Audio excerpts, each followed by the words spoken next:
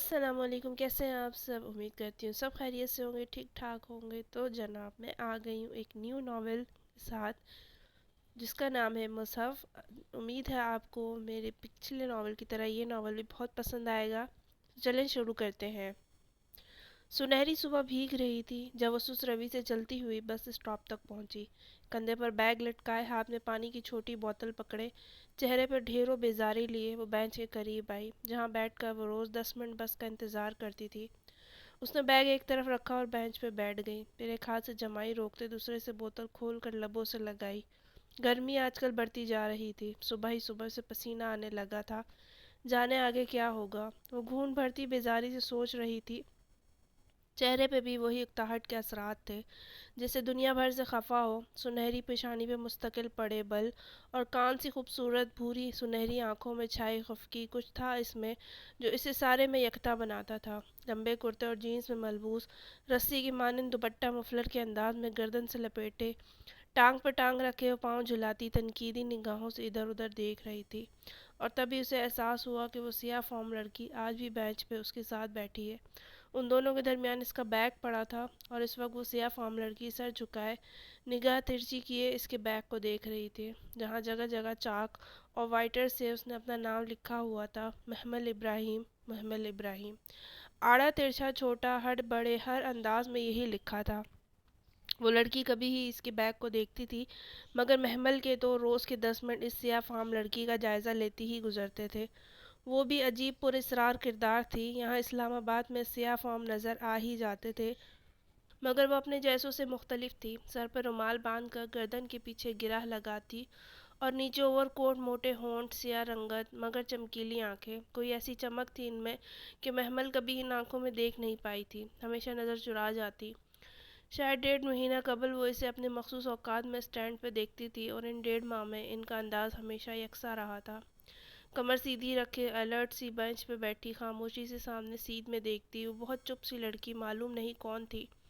اور پھر اس کی وہ پر اسرار کتاب جس کا سیاہ سرورق بالکل خالی تھا اس کی گود میں دھری ہوتی اور کتاب کے کناروں پر اس کے سیاہ ہاتھ مضبوطی سے جمے ہوتے۔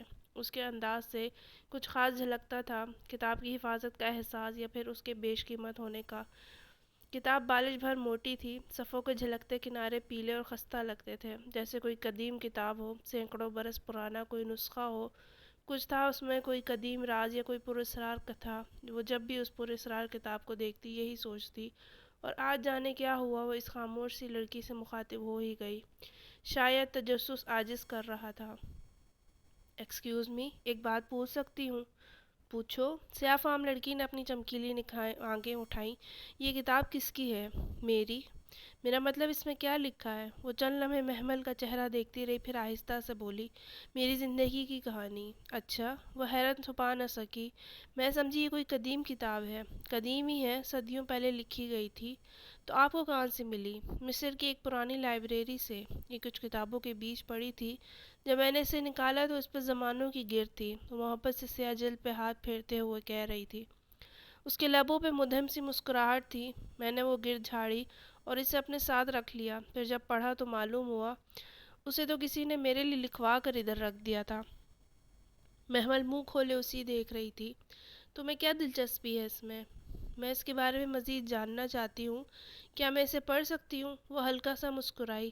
تم نئے دور کی نئی لڑکی ہو، اس قدیم زبان میں لکھے نسخے کو کہاں سمجھو گی؟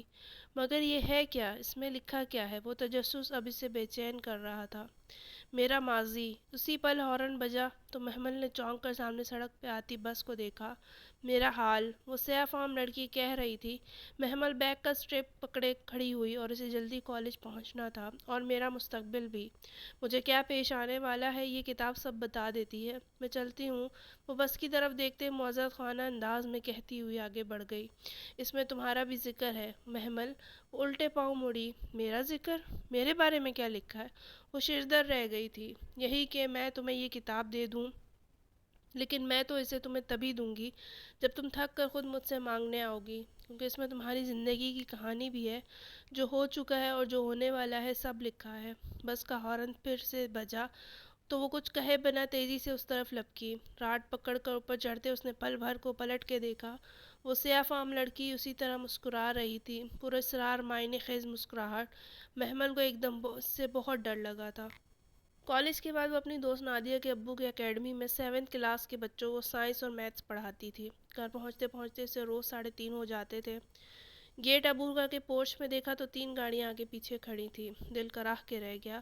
گھر میں گاڑیوں کے باوجود بسوں میں دھکے کھانے پر مجبور تھی۔ ہم چچاؤں کے رحم و کرم پہ پلنے والے یتیموں کے نصیب میں کتنے یتیم ہوتے ہیں نا۔ خود پر ترس کھاتی وہ اندر آئی تھی۔ لاؤنج میں خاموش دوپہر اتری تھی۔ وہ سب کے سونے کا ٹائم تھا۔ آغا جان اس کے سب سے بڑے دایا اس وقت تک آفس سے لوٹ آتے تھے اور ان کی کچی نیند کے باعث پورے گھر کو حکم ہوتا کہ پتہ بھی نہ کھڑکے ورنہ وہ ڈسٹرب ہوں گے۔ حکم بظاہر پورے گھر کو اور در حقیقت محمل اور مسرت کو سنایا جاتا تھا، اور آخر میں جب آغا جان کی بیگم مہتاب تائی ان الفاظ کا اضافہ کرتی اور مسرت اپنی بیٹی کو سمجھا دینا جب لور روز شہر پھرنے سے فارغ ہو جائے تو گھر آتی ہوئی مین گیٹ آرام سے کھولا کرے۔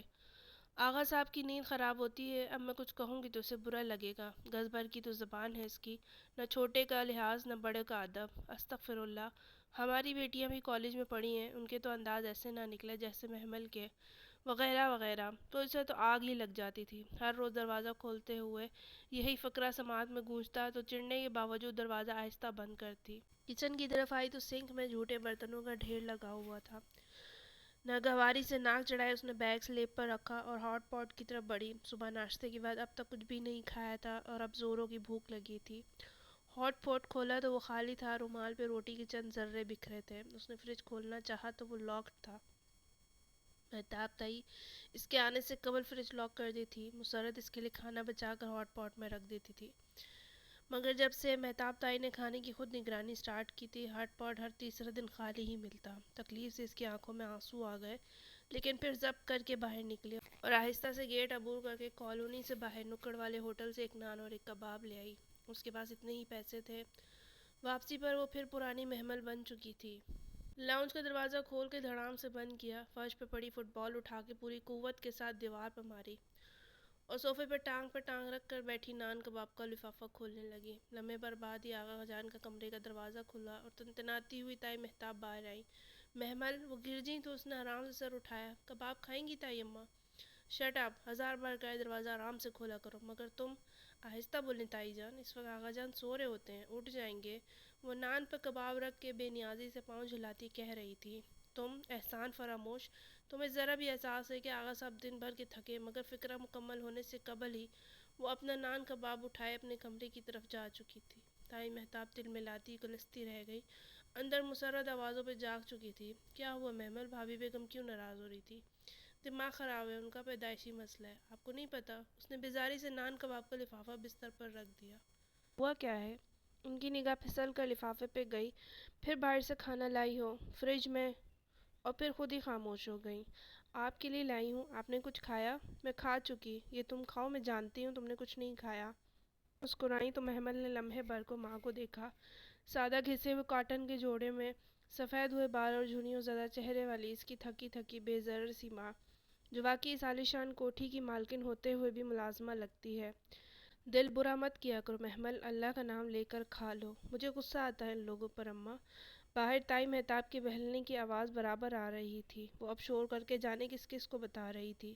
ناشکری مت کرو بیٹا، انہوں نے رہنے کے لیے ہمیں چھت دی ہے، سہارا دیا ہے، احسان نہیں کیا، میرے باپ کا گھر ہے، اسے ابا نے ہمارے لیے بنوایا تھا، یہ بزنس، یہ فیکٹریاں، یہ سب ابا نے خود بنایا تھا، سب کچھ ابا نے ہمارے نام کیا تھا۔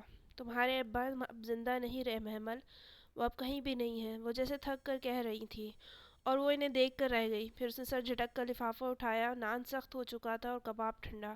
وہ بے دلی سے لقمے توڑنے لگی۔ یہ ٹھنڈا بے لذت کھانا کھا کے وہ کچھ دیر ہی سوئی کہ ٹھا کی آواز کے ساتھ کمرے کے دروازے سے فٹ بال ٹکرایا۔ وہ ہڑبڑا کے اٹھ گئی۔ باہر دیوار پہ فٹ بال مارنے کی آوازیں برابر آ رہی تھیں۔ کچی نیند ٹوٹی تھی، برا سا منہ بنائے جمائی روکتی اٹھی، سلیپر پہنا اور بال لپیٹتے دروازہ کھولا۔ اس کا اور مسرت کا مشترکہ کمرہ دراصل کچن کے ساتھ ملحقہ اسٹور روم تھا، بہت چھوٹا نہ بہت بڑا۔ بہت عرصہ پہلے اسے کاٹ کباڑ سے خالی کروا کے ان دونوں کو ادھر منتقل کر دیا تھا۔ اس کے ساتھ باتھ روم نہیں تھا، اس لیے انہیں لاؤنج سے گزر کر گیسٹ روم کی طرف جانا پڑتا تھا۔ باہر لاؤنج میں نائمہ چچی کے معاذ اور معیز فٹ بال سے کھیلتے دوڑتے پھر رہے تھے۔ تمیز نہیں ہے تم لوگوں کو، دیکھ کر کھیلا کرو، میں سو رہی تھی۔ کچن کے کھلے دروازے پہ کھڑی اندر کسی سے بات کرتی نائمہ چچی فوراً مڑی۔ اب مرے بچے کھیلے بھی نہ، تمہارا تو کام ہی سونا ہے، نہ دن دیکھا نہ رات، ہر وقت بستر ہی توڑتی رہتی ہو۔ ہاں تو میرے باپ کے پیسے سے یہ بستر آئے تھے، توڑوں یا پھوڑوں میری مرضی۔ ابا کی ڈیتھ سے پہلے اسد چچا تو غالباً بے روزگار تھے نا۔ وہ بھی محمل تھی، سارے حساب فوراً چکا کر بے نیازی سے باتھ روم کی طرف چلی گئی۔ ادھر نائمہ چچی بڑبڑا کے رہ گئی۔ منہ ہاتھ دھو کر اس نے اپنے سلکی بھورے بال دونوں ہاتھوں میں سمیٹ کر اونچے کیے اور پونی باندھی۔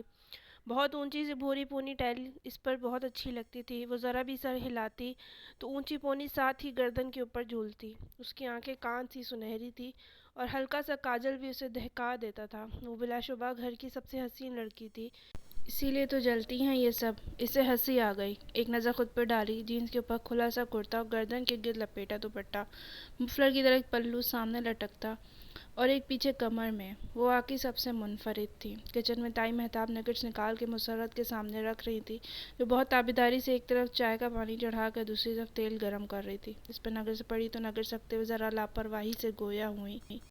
یہ بچوں کے لیے فرائی کر دو مسرت، اب ہر کوئی باہر سے منہ مار کے تو نہیں آتا نا۔ بجا فرمایا تائی اماں، یہاں تو لوگ گھر کے اندر ہی دوسروں کے مال پر منہ مارتے ہیں۔ وہ اطمینان سے کہہ کر کولر سے پانی بھرنے لگی۔ زبان کو سنبھالو لڑکی، توبہ ہے، ہماری بیٹیاں تو کبھی ہمارے سامنے ایسے نہیں بولی۔ آپ برا مت مانے بھابھی بیگم، میں سمجھا دوں گی۔ گھبرا کر مسرت نے ایک ملتجی نظر محمل پر ڈالی۔ وہ کندھے اچکا کر کھڑے کھڑے پانی پینے لگی۔ سمجھا دینا بہتر ہوگا۔ اس پر ایک تنفر نظر ڈال کر تائی مہتاب باہر چلے گئی۔ نائمہ چچی پہلے ہی جا چکی تھی، اب مسرت اور محمل ہی کچن میں رہ گئے تھے۔ اب یقیناً برتن بھی آپ کو ہی دھونے ہوں گے اماں۔ دھو بھی دوں تو کیا ہے، ان کے احسان کم ہے ہم پہ۔ وہ مصروف سے ایک ایک نگٹس کڑھائی میں ڈال رہی تھی۔ محمل نے ایک گہری سانس لی اور آستین موڑ کر سنک کی طرف متوجہ ہوئی۔ اسے غم تھا کہ اگر وہ نہیں کرے گی تو مسرت کو ہی کرنا ہوگا، اور ابھی تو انہوں نے رات کا کھانا بھی تیار کرنا تھا۔ رہنے دو بیٹا، میں کر لوں گی، لیکن میں بھی ان لوگوں پہ تھوڑا احسان کرنا چاہتی ہوں۔ برتن دھو کے فارغ ہوئی تو مسرت ٹرالی بھر چکی تھی۔ محمل، یہ باہر لے جاؤ، سب لان میں ہوں گے۔ وہ بنا احتجاج ٹرالی گھسیٹنے لگی۔ لان میں روز شام کی طرح کرسیاں لگی تھیں۔ آغا کریم اخبار کھولے دیکھ رہے تھے، ساتھ ہی مہتاب تائی اور نائمہ چچی باتیں کر رہی تھی۔ نائمہ چچی سب سے چھوٹے اسد چچا کی بیوی تھی، جو قریبی بیٹے غفران چچا سے کچھ کہہ رہے تھے۔ غفران چچا اور محمل کے ابا آغا ابراہیم جڑواں تھے۔ آغا کریم ان سب سے بڑے اور اسد چچا چاروں بھائیوں میں سب سے چھوٹے تھے۔ غفران چچا کی بیگم فضا چچی برآمدے میں کھڑی اپنی بیٹی کو آواز دیتی سے ٹرالی لاتا دیکھ کر مسکرائی۔ ارے محمل جان، تم اکیلی لگی رہی، ندا یا سامیہ کو کہا دیتی، تمہاری ہیلپ کروا دیتی۔ فضا چچی مہتاب تائی اور نائمہ چچی کی طرح زبان کی کڑوی نہ تھی، بلکہ اتنی میٹھی تھی کہ جب اپنی مٹھاس اپنی لبوں سے دوسروں کے حلق میں انڈیلتی تو وہاں کانٹے اگا جاتے۔ اٹس اوکے، وہ بھی بس مسکرا کے ٹرالی آگے لے گئی۔ اب کیا کہتی کہ ندا اور سامیہ نے پہلے کون سے کام کیے ہیں جو آج کرتی؟ اگر وہ انہیں بلاتی تو فوراً چلی آتی، ایک دو چیزیں پکڑاتی، چولہا جلاتی، باتیں بگاڑتی اور پھر آہستہ سے کھسک جاتی۔ اس کے بعد لان میں فضا چچی ایک ایک چیز یہ چکھیں میری سامیہ نے بنائی اور میرے ندا میں تو ہاتھ میں بہت ذائقہ ہے کہہ کر پیش کرتی۔ اس پر مہتاب تائی ان کی تعریف کرتی اور محمل کو کاہلی کے وہ طعنے ملتے۔ اس سارے قصے سے بچنے کے لیے محمل نے کبھی ان دونوں کو بلانے کی غلطی نہ کی تھی، مگر فضا چچی کی یہ میٹھی زبان ہی ٹھیک تھی۔ وہ کبھی ان کو پلٹ کے جواب دے سکی، نہ ہی کچھ جتا سکی، وہ موقع ہی نہیں دیتی تھی۔ لاؤ لاؤ جلدی لاؤ، دونوں ماں بیٹی لگتی ہیں پھر بھی گھنٹہ لگ جاتا ہے۔ تائی، آپ کوئی ملازمہ کیوں نہیں رکھ لیتی؟ کم سے کم آپ کو ہم ماں بیٹی پر چلانا تو نہیں پڑے گا۔ وہ تیزی سے کہہ کر ٹرالی چھوڑ کر واپس گئی۔ سب باتیں چھوڑ کر اس طرف دیکھنے لگے۔ احسان کرنے کا تو زمانہ ہی نہیں رہا۔ تائی نے ٹرالی اپنی طرف کھینچی۔ آغا کریم نگاہیں چرا کر پھر سے اخبار میں گم ہو چکے تھے۔ وہ کچن کی طرف واپس آئی تو فواد تیزی سے سیڑھیاں پھلانگتا نیچے آ رہا تھا۔ چائے لگ گئی؟ آخری سیڑھی پہ اترتے مصروف سے انداز میں کہتے وہ کلائی پر گھڑی باندھ رہا تھا۔ ایک سنیکس رکھ آئی ہوں، چائے لاتی ہوں۔ وہ زیادہ غور سے سنے بغیر نکل گیا۔ محمل نے لمحے بھر کو رک کے اسے جاتے دیکھا۔ وہ مہتاب تائی کا بڑا بیٹا تھا، حنان وسیم اس کے بعد تھے اور سدرا مہرین سب سے چھوٹے تھی۔ فواد آغا جان کے آفس جاتا تھا اور اونچا لمبا خوش شکل تو تھا ہی، مگر ڈریسنگ اور دولت کی چمک دمک سے مزید پرکشش اور ہینڈسم لگتا تھا۔ خاندان کا سب سے ہینڈسم اور پاپولر لڑکا، جس پر ہر لڑکی کا دل اور لڑکی کی ماں کی نظر تھی، ندا اور سامیہ ہوں یا نائمہ چچی کی مغرور نخریلی آرزو، سب فواد کے آگے پیچھے پھرتی۔ رضیہ پپو تو اپنی اکلوتی فائقہ کے لیے کبھی فواد کو ڈنر پہ بلا رہی ہوتی تو کبھی فائقہ انڈوں کا حلوہ بنا کے لا رہی ہے۔ فواد میٹھا شوق سے کھاتا تھا یہ لڑکیاں ماؤں کے بنائے کو اپنا کہہ کے بہت شوق سے پیش کرتی تھیں، مگر وہ بھی صدا کا بے نیاز تھا۔ اپنی اہمیت کا احساس تھا کہ بیزاری اور اطراحٹ کم نہ ہوتی تھی، ورنہ حنان تو بمشکل ایف اے کر کے دبئی ایسا گیا کہ نہ تو پھر خط پتر بھیجا، نہ پھوٹی کوڑی گھر بیچی۔ تعلیمی ریکارڈ اس کا اتنا برا تھا کہ تائی کڑتی رہتی تھی، مگر یہ وسیم تھا جس نے تائی اور آغا کریم کا ہر جگہ سر شرم سے جھکایا تھا۔ نالائق نکما، ایف اے میں دوبارہ فیل ہو کر، پڑھائی چھوڑ کر آوارہ گردی میں مشغول، سگریٹ کا عادی۔ اور کہنے والے تو دبے لفظوں کہہ بھی دیتے تھے کہ ان گلیوں کا بھی پرانا شناسہ ہے جہاں دن سوتے اور راتیں جاگتی ہیں۔ وہ سر جھٹک کر کچن میں آئی تو مسرت جلدی جلدی کپڑے سے سلیب صاف کر رہی تھی۔ ان کی پیالی میں آدھا کپ چائے پڑی تھی، ان سے کچھ کہنا بیکار تھا۔ اس نے ٹرے اٹھا لی۔ لان میں فضا چچی کے ساتھ والی کرسی پہ فواد بیٹھا تھا، وہ اسے مسکرا کر بہت توجہ سے کچھ بتا رہی تھی۔ محمل اس کی کپ میں چائے انڈیل ہی رہی تھی کہ وہ کہہ اٹھا، میرے کپ میں چینی مت ڈالنا۔ نہیں ڈالی۔ وہ پنجوں کے بل گھاس پہ بیٹھی سب کو چائے اٹھا کر دے رہی تھی۔ ارے بیٹا چینی کیوں نہیں پی رہے؟ فضا چچی بہت زیادہ فکر مند ہوئی۔ یوں ہی کچھ ویٹ لوس کرنے کی کوشش کر رہا ہوں۔ اتنے تو سمارٹ ہو، اور کیا لوز کرو گے؟ آرزو اسی پل سامنے والی کرسی پہ آ بیٹھی تھی، اور میری چائے میں آدھا چمچ چینی۔ محمل وہ فواد کے بالکل سامنے ٹانگ پر ٹانگ چڑھا کے بیٹھی تھی، چست سا سفید ٹراؤزر اور اوپر قدرے کھلے گلے والی ریڈ شارٹ شرٹ، کندھوں تک اسٹیپ میں کٹے بال اور گندمی عام سا چہرہ جس کو بہت محنت سے اس نے قدرے پرکشش بنایا تھا، مگر پتلی کمان سی آئی برو اس کو بہت شاطر دکھاتی تھی۔ فٹ تو رکھنا پڑتا ہے خود کو۔ محمل یہ کباب پکڑانا، فواد نے ہاتھ بڑھا کر کہا تو محمل نے فوراً کباب کی پلیٹ اٹھا کر دینی چاہی، اور دیتے دیتے اس کی انگلیاں فواد کے ہاتھ سے مس ہوئیں۔ وہ چونکا تو گھبرا کر محمل نے پلیٹ چھوڑ دی، وہ گر جاتی اگر وہ تھام نہ لیتا۔ محمل نے فوراً ہاتھ کھینچ لیا۔ وہ پلیٹ پکڑے ٹک ٹک اسے دیکھنے لگا، چونک کر، سب بھول کر، جیسے اسے پہلی دفعہ دیکھا ہو۔ بس لمحے بھر کا عمل تھا، اس نے رخ پھیر لیا تو وہ بھی دوسری جانب متوجہ ہو گیا۔ فضا چچی اور آرزو کسی اور جانب متوجہ تھی، کسی نے بھی وہ لمحہ محسوس نہیں کیا جو آ کر گزر بھی چکا تھا، اور فواد وہ وقفے وقفے سے اس پر ایک نگاہ ڈالتا تھا جو پنجوں کے بل گھاس پہ بیٹھی سب کو چائے سرو کر رہی تھی۔ ذرا سا سر کو جھکاتی تو بھوری پونی ٹیل اونچی لگتی، سر اٹھاتی پونی بھی اس کے ساتھ ہی جھولتی، اور وہ کان سی سنہری آنکھیں۔ ان ساری لڑکیوں کے پاس اس جیسا کچھ بھی نہ تھا۔ وہ چائے کے سپ لیتا خاموشی سے اسے دیکھتا رہا۔ شام میں وہ کمرے میں بند پڑتی تھی، پھر مغرب ڈھل گئی تو کچن میں آ گئی، جہاں مسرت پھرتی سے کٹنگ بورڈ پر پیاز ٹماٹر کاٹتی رات کے کھانے کی تیاری کر رہی تھی۔ کچن میں اور کوئی نہیں تھا، اور سارا پھیلاوا یقیناً انہیں کو سمیٹنا تھا۔ اماں، یہ تائی اماں اور چاچیوں میں سے کوئی کھانے کی ذمہ داری کیوں نہیں لیتا؟ ہمیشہ آپ ہی کیوں بناتی ہیں؟ وہ یہ سب دیکھ کر ہول گئی تھی۔ تو ہمارا گھر ہے بیٹا، یہ کر دوں گی تو کیا ہو جائے گا؟ آپ تھکتی نہیں ہیں ان کی خدمت کرتے کرتے؟ نہیں، تھکن کیسی؟ وہ اب جھک کر چولہا جلا رہی تھی۔ اچھا بتائیں کیا بنانا ہے، میں کچھ کروا دوں؟ بریانی تو بنانی ہے، باقی مہتاب بھابھی سے پوچھتی ہوں۔ اور اس وقت مہتاب تائی نے کچن کے دروازے سے جھانکا۔ کھانا بنانا اب شروع بھی کر دو مسرت، روز دیر ہو جاتی ہے۔ مسرت چولہا جلاتے فوراً پلٹی، جی بھابھی بس شروع کر رہی ہوں، آپ بتائیں وسیم بیٹا بریانی کا کہہ گیا تھا، ساتھ کیا بناؤں؟ وہ دوپٹے سے ہاتھ پہنچتے ان کے سامنے جا کر پوچھنے لگی، ساتھ ہی مٹر قیمہ بنا دو، کباب بھی تل لینا، اور دوپہر والا اروی گوشت بھی گرم کر لینا، آلو کا ایک سالن بھی بنا لو، سلاد بھی نہیں بھولنا۔ جی، اور میٹھے میں؟ دیکھ لو۔ وہ بے نیازی اور نخوت سے گویا ہوئی، پڈنگ بنا لو یا ڈبل روٹی کی کھیر، اور ایک اچٹتی نظر اس پر ڈال کر پلٹ گئی۔ ایک وقت میں دیگچے بھر بھر کر آپ تین تین چار چار ڈشز بناتی ہیں، مگر رات کے لیے کچھ بچتا ہی نہیں ہے۔ وہ کلستی بھی تھی اور حیران بھی ہوتی تھی۔ تم خود ہی تو کہتی ہو وہ ہمارا مال حرام طریقے سے کھاتے ہیں، پھر حرام میں کہاں برکت ہوتی ہے بیٹا؟ ان کے لہجے میں برسوں کی تھکن تھی، اور کہہ کر وہ پھر سے کٹنگ بورڈ پر جھک گئے۔ وہ بالکل چپ سی ہو گئی۔ واقعی کیوں یہاں دیگچے کے دیگچے ایک وقت کے کھانے میں ختم ہو جاتے تھے؟ اس نے تو کبھی اس پہلو پر سوچا ہی نہ تھا، اور اماں بھی ان کے ہر ظلم و زیادتی سے آگاہ تھی، پھر بھی چپ چاپ سہی جاتی تھی۔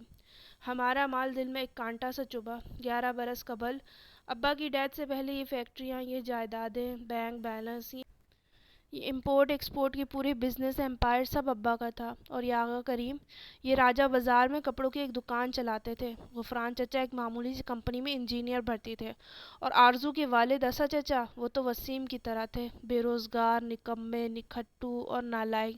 پھر کیسے ابا کے چہلم کے بعد وہ اپنے کرائے کے مکان خالی کر کے باری باری یہاں آن بسے؟ یہ آغا کریم کا گھر آغا ہاؤس 3 منزلہ عالی شان محل نما کوٹھی تھی۔ نچلی منزل پر آغا جان کی فیملی نے بسیرا جمایا، بالائی پر حفیظہ چاچی نے، اور سب سے اوپری منزل پر اسد چچا کی فیملی کا قبضہ تھا۔ وہ چند دن کے لیے آئے تھے، مگر پھر وہ چند دن کبھی ختم نہ ہوئے۔ بات بے بات جگہ کی کمی کا رونا رویا جاتا، یہاں تک کہ ماسٹر بیڈ روم سے مسرت اور محمل کو نکال کے اسٹور روم میں شفٹ کر دیا گیا۔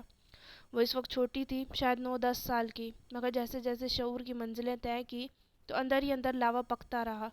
اب تو عرصہ ہوا اس نے دبنا چھوڑ دیا تھا۔ گھر کے مردوں کے سامنے تو خیر وہ زبان بند ہی رکھتی تھی، مگر تائی چچیوں سے برابر کا مقابلہ کرتی، اور کزنز اور قصے کھاتے میں نہیں تھے، لیکن اس زبان چلانے کے باعث اس پر سختیاں بڑھا دی گئیں اور مرد زبان سے جواب دے سکتی تھی۔ تائی اماں وغیرہ دوسرے حربے بھی استعمال کرتے۔ جب اس نے اپنے ذاتی جیب خرچ کے لیے اپنی دوست کے والد کی اکیڈمی میں ٹیوشن دینا شروع کی تو اس کو گھر واپسی میں دیر ہو جاتی، اور نتیجتاً یہ قصداً اس کے لیے دوپہر کا کھانا نہ رکھا جاتا۔ ایک دفعہ اماں ایک روٹی اور سالن کی پلیٹ بچا کر کمرے میں لے گئی، مگر مہتاب تائی کی نظر پڑ گئی اور گھر میں بھونچال آ گیا۔ وہ باتیں سنائی مسرت کو، ایسے ایسے چوری کے الزامات اور القابات سے نوازا کہ مسرت پھر کبھی اس کے لیے کچھ نہ بچا سکی۔ تائی یہ سب اس لیے کرتی تھی تاکہ وہ ٹیوشن چھوڑ دے اور جو 1500 روپے سے ٹیوشن کا ملتا ہے وہ نہ ملا کرے، اور ٹیوشن کی اجازت بھی تو اسے کتنے منتوں سے ملی تھی۔ جب سب کے سامنے ہی اس نے پوچھ لیا تھا تو شروع میں تو سب اکھڑ گئے، لیکن اس کا فکرہ کہ ٹھیک ہے میری پاکٹ منی نکالے، لیکن وہ اتنی ہی ہوگی جتنی سدرا اور مہرین آپی کو ملتی ہے، کیونکہ اگر مجھے پاکٹ منی نہ ملی تو میں سدرا اور مہرین کے ہر اچھے اور مہنگے جوڑے کو آگ لگا دوں گی۔ اور وہ پہلی دفعہ اتنی جنونی ہو کر بولی تھی کہ مزید 10 منٹ کی بحث کے بعد اسے اجازت مل ہی گئی۔ اور ابھی جو اماں نے یاد دلا دیا کہ وہ لوگ ان کا مال کھاتے ہیں تو وہ یہ سوچے بغیر نہ رہ سکی کہ کچھ ایسا ضرور ہے کہ آغا جان اس 20 سال کی لڑکی سے خائف ہے۔ اگر کبھی وہ اپنا حصہ مانگنے کے لیے کھڑی ہو جائے تو کیا ان کا کیس اتنا کمزور ہے کہ وہ عدالت سے اپنے حق میں فیصلہ نہ کروا سکیں گے اور انہیں ہر چیز محمل کے حوالے کرنی پڑے گی؟ اور کیا وہ 20 سالہ لڑکی اتنی باہمت ہے کہ وہ ان سب کو، ان شطرنج کے اتنے ماہر اور چال باز کھلاڑیوں کو اپنی انگلیوں پر نچا سکے؟ جواب ایک زوردار نہیں تھا۔ وہ کبھی بھی ان کے خلاف کھڑی نہیں ہو سکتی تھی، لیکن اگر کبھی اس کے ہاتھ اس کی کوئی کمزوری لگ جائے، کوئی دکھتی رگ جسے دبا کر وہ اپنے سارے حساب چکتا کر سکے تو کتنا مزہ آئے۔ مگر ایسی کیا دکھتی رگ ہو سکتی تھی ان کی؟ بات سنو۔ مہتاب تائی نے پھر سے کچن میں جھانکا تو اپنے خیالات کی بہکی رو سے چونکی۔ فواد کہہ رہا ہے میٹھے میں چاکلیٹ سوفلے ہونا چاہیے۔ یوں کرو ابھی ساتھ ساتھ شروع کر دو، اور ہاں کوئی کمی نہیں ہونی چاہیے۔ بہت عرصے بعد میرے بیٹے نے کسی خاص میٹھے کی فرمائش کی ہے۔ بہت مان و فخر سے اور تنبیہ بھرے انداز میں کہہ کر وہ پلٹ گئی، اور محمل کی ذہن کی بھٹکتی رو اسی ایک نقطے پر منجمد ہو گئی۔ میرا بیٹا، میرا بیٹا۔ تو آغا جان اور مہتاب تائی کی کمزوری، دکھتی رگ اور تڑپ کا پتہ سب کچھ فواد ہی تھا، اور اگر دکھتی رگ اس کی انگلی تلے آ جائے تو؟ پھل یا آلو کاٹ دو، میرے خیال ہے آلو انڈے کا سالن بھی بنا لیتے ہیں، سب شوق سے کھاتے ہیں۔ وہ سوچ میں گم ان کے قریب آئی اور آلو چھیلنے لگی۔ مسرت نے بریانی کا مسالہ بنایا، قیمہ مٹر بھی پکنے کے لیے تیار تھا، سالن رائتا سب بنا چکی تو مسرت روٹی پکانے لگی۔ فواد کے لیے سوفلے بنا کر فریج میں رکھ دیا تھا نا؟ جی اماں، فکر ہی نہ کریں۔ وہ مسکرا کر بولی۔ اسے شام میں لان کا فواد کا خود کو چونک کر دیکھنا اور لمحے بھر کو مبہوت ہونا یاد آیا۔ جو غلطی خاندان کی ساری لڑکیاں کرتی تھی وہ محمل کو نہیں دہرانی تھی، اسے اپنی اہمیت نہیں گنوانی تھی۔ اس نے فیصلہ کر لیا تھا۔ ذرا دیر کو وہ ہاتھ روک کر مسرت سے نظر بچا کر باہر لاؤنج میں گئی، جہاں تمام لڑکیاں اس وقت بیٹھی ٹی وی دیکھ رہی تھیں۔ آرزو اسی چست لباس میں ٹانگ پر ٹانگ رکھے بیٹھی تھی۔ فواد کی بہنیں سدرا اور مہرین بھی پاس ہی تھیں۔ سدرا 24 برس کی بہت عام سی شکل کی لڑکی تھی۔ اسی کمی کو پورا کرنے کے لیے خوب سارا میک اپ اور جیولری گھر میں بھی زیب تن کیے رکھتی تھی۔ سیاہ بالوں میں گولڈن اسٹرکنگ بھی کرا رکھی تھی، پھر بھی زیادہ فرق نہیں پڑا تھا۔ 23 سالہ مہرین کا البتہ قد چھوٹا تھا، کافی چھوٹا، اور بال بے حد گھنگریالے۔ وہ سارا دن اپنے بال سیدھا کرنے میں اور یا قد لمبا کرنے کے ٹوٹکے آزماتی رہتی۔ فضا چچا کی ندا اور سامیہ میں ندا بڑی تھی اور سامیہ چھوٹی، مگر سامیہ اپنے بے حد کندھے لمبے قد کے باعث بڑی لگتی تھی۔ مہرین اسی بات سے خیر کھاتی تھی، اور سامیہ بھی اپنی ماں کی طرح میٹھی میٹھی باتوں سے سارا دن مہرین کو مزید احساس دلاتی رہتی۔ ندا شکل کی ذرا اچھی تھی، سانولی رنگت پر بڑی بڑی آنکھیں اسے قدرے ممتاز بناتی تھی، اور تب بھی آرزو اسے ناپسند کرتی تھی۔ شاید وہ جانتی تھی فواد کے لیے اس کے مقابلے پہ سامیہ کمزور ہے، جبکہ ندا ایک مضبوط امیدوار تھی۔ فواد کی بہنیں سدرہ اور مہرین تو BA کر کے ہی پڑھائی چھوڑ چکی تھیں، جبکہ 22 سالہ سامیہ، 23 سالہ ندا BA کرنے کالج اور 29 سالہ آرزو ماسٹر کرنے کے لیے یونیورسٹی جاتی تھی۔ آرزو مر مر کر پاس ہونے والوں میں سے تھی اور اس کی یونیورسٹی پہنچ جانے کی وجہ آقا جان کی سفارشیں تھیں۔ یہ سفارشیں سدرہ اور مہرین کے وقت بھی کام آ جاتی، اگر جو انہیں پڑھنے کا رتی بھر بھی شوق ہوتا۔ بات سنیں، اس نے بظاہر عجلے میں سب کو مخاطب کیا، رات کھانے کے لیے سوفلے بنانا ہے، آپ لوگوں میں سے کوئی ہیلپ کرائے گا یا نہیں؟ آرزو نے ریموٹ سے چینل بدلتے اسے دیکھنا گوارا نہیں کیا۔ ندا اپنے ناخنوں پر کیوٹکس رگڑ رہی تھی۔ لمبی سی سامیہ فوراً فون کی طرف متوجہ ہو گئی۔ مہرین نے چہرے کے آگے رسالہ کر دیا اور سدرہ بہت انہماک سے اسی وقت ٹی وی دیکھنے لگی۔ چلیں فائن۔ وہ واپس کچن میں آ گئی۔ ڈائننگ ہال میں روز کی طرح کھانا کھایا گیا۔ محمل ہمیشہ کی طرح سب سے آخری کرسی پہ بیٹھی تھی، جو آغا جان کی سربراہی کرسی کے بالکل سیدھ میں تھی۔ مسرت ادھر ادھر چیزیں پکڑاتی پھر رہی تھی۔ میٹھا لے آؤ۔ کھانا ختم کر کے مہتاب تائی نے محمل کو اشارہ کر کے کہا۔ مسرت ابھی جھوٹے برتن اٹھا کر کچن میں گئی تھی۔ میٹھا تو آج نہیں بنا، وہ بہت اطمینان سے بآواز بلند بولی تو سب چونک کر اسے دیکھنے لگے۔ مگر فواد نے الجھ کر ماں کو دیکھا۔ میں نے کہا تھا کہ چاکلیٹ سوفلے بنانا ہے۔ محمل یہ کیا بدتمیزی ہے؟ تائی اماں نے گھرکا۔ بدتمیزی؟ فواد بھائی آپ کی کھانے کی ڈشز گنیں۔ بریانی، مٹر قیمہ، اروی گوشت، آلو کباب، سالاد، رائتہ۔ ذرا گن کر دیکھیں، یہ سب اماں نے اکیلے بنایا۔ میرے ایگزامز ہو رہے ہیں، میرے پاس وقت نہیں تھا کہ بناتی۔ آپ کی ان بہنوں سے کہا بھی کہ فواد کے لیے سوفلے بنانا ہے، ہیلپ کروا دو، مگر سب نے انکار کر دیا۔ اب اتنا سارا کرنا اور اوپر سے میٹھا بنانا ہمارے بس سے باہر تھا۔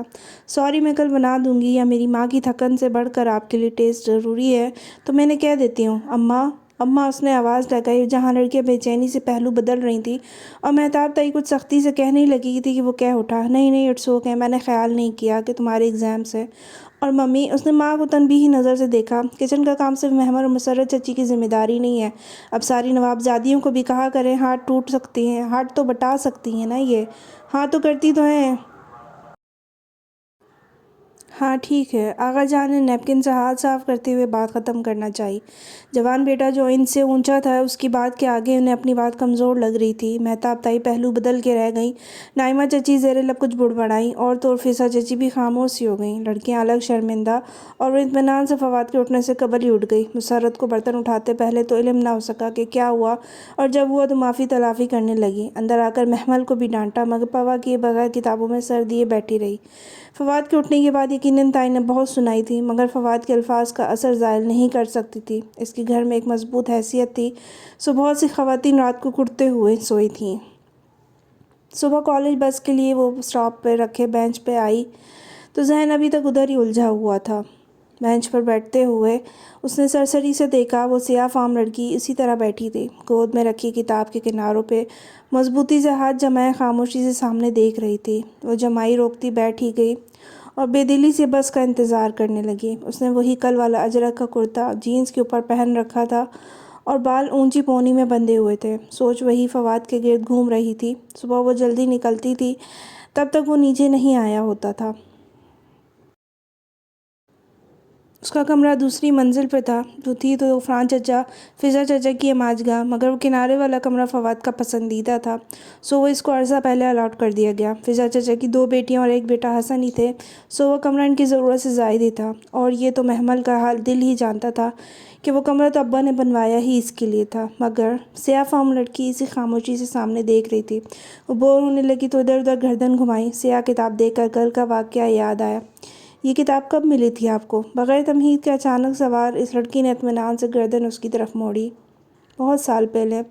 یہ کس نے آپ کے لیے خصوصاً چھوڑی تھی؟ ہے کوئی؟ وہ ذرا سے مسکرائی، موٹی آنکھوں کو چمک اور بڑھ گئی۔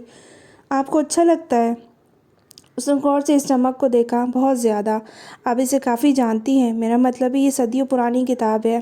میں جانتی ہوں، اور یہ کتاب، یہ آپ کو ماضی، حال، مستقبل کیسے دکھاتی ہے؟ اس میں سب لکھا ہے، گزرے واقعات، اور وہ جو میرے ساتھ پیش آنے والا ہے، اور مجھے ایسے موقع پر کیا کرنا ہے، سب لکھا ہے۔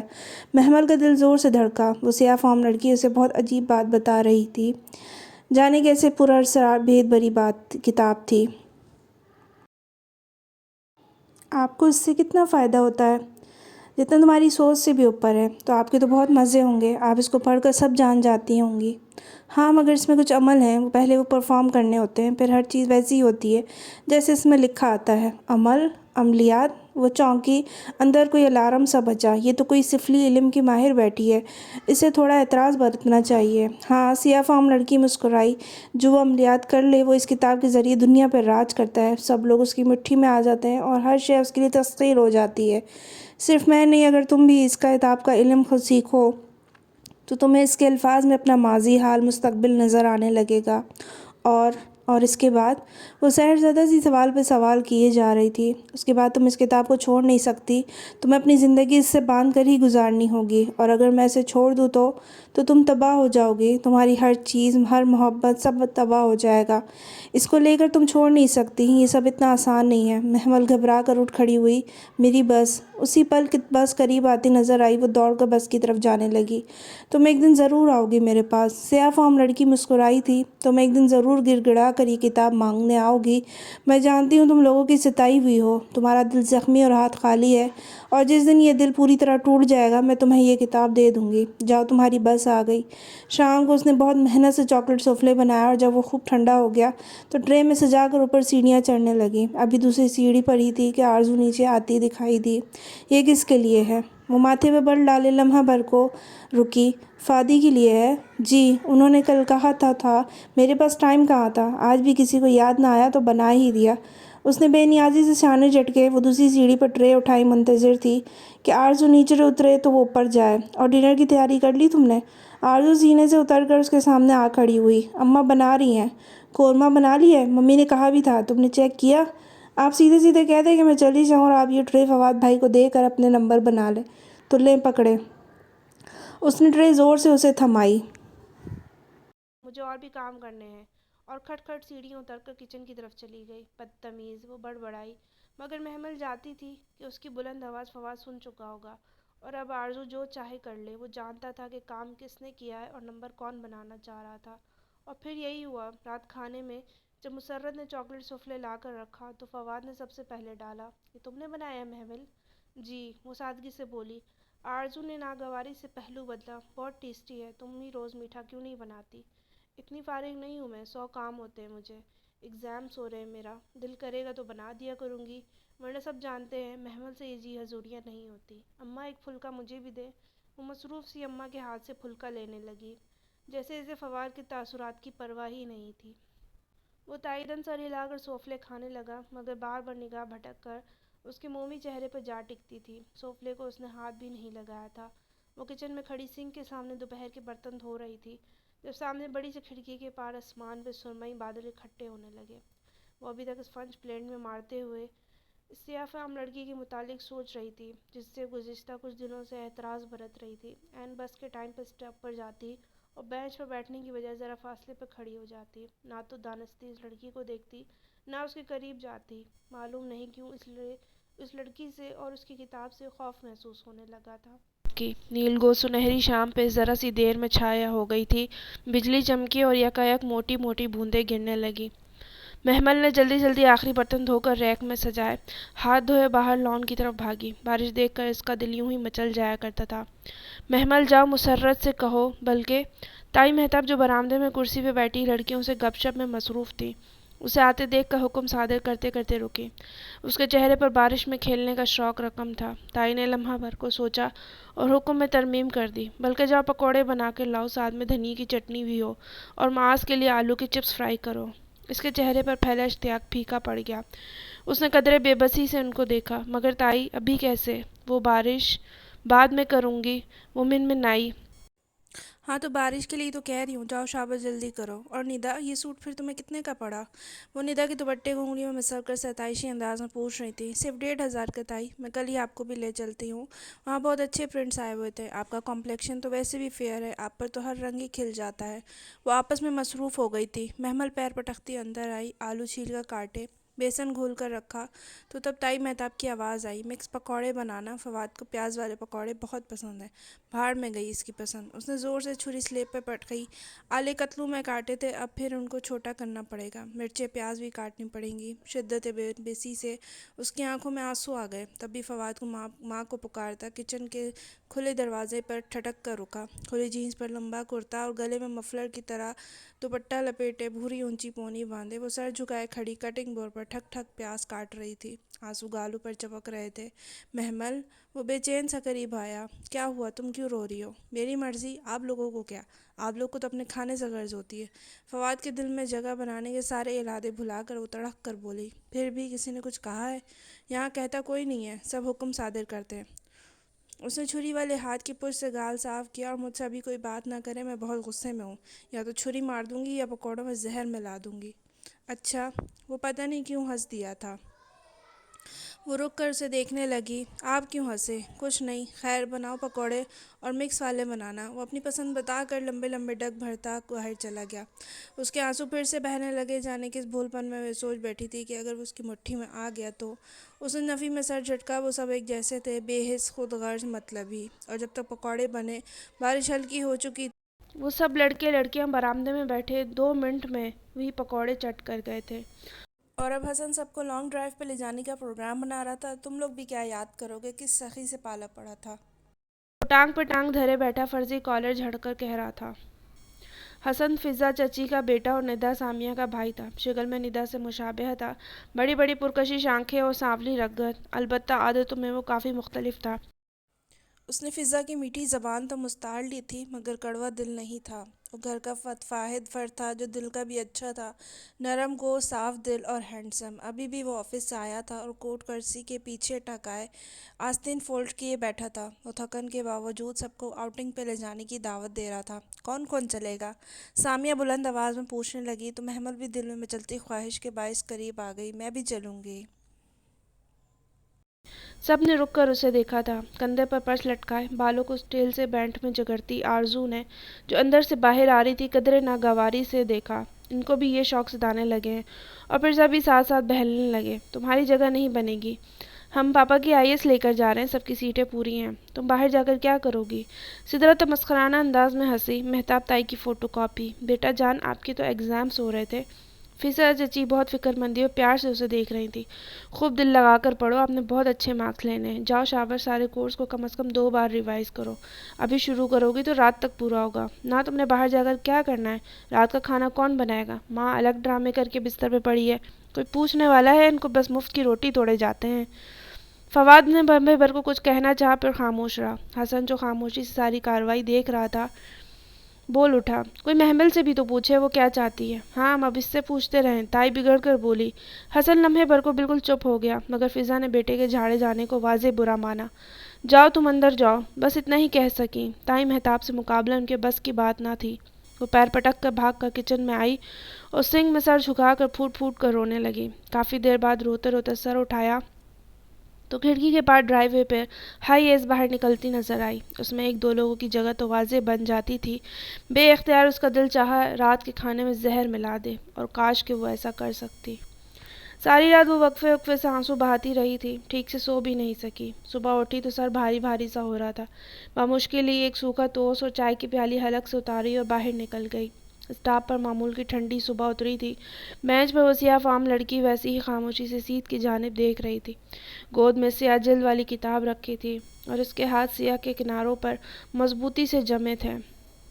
آج وہ قدرے تھکی تھکی اور غمزدہ تھی، سو جا کر بینچ پر بیٹھی گئی۔ 10 منٹ ہی کاٹنے تھے تو اتنا کیا اعتراض برتنا۔ سیاہ فام لڑکی نے ذرا سی گردن اس کی جانب موڑ لی۔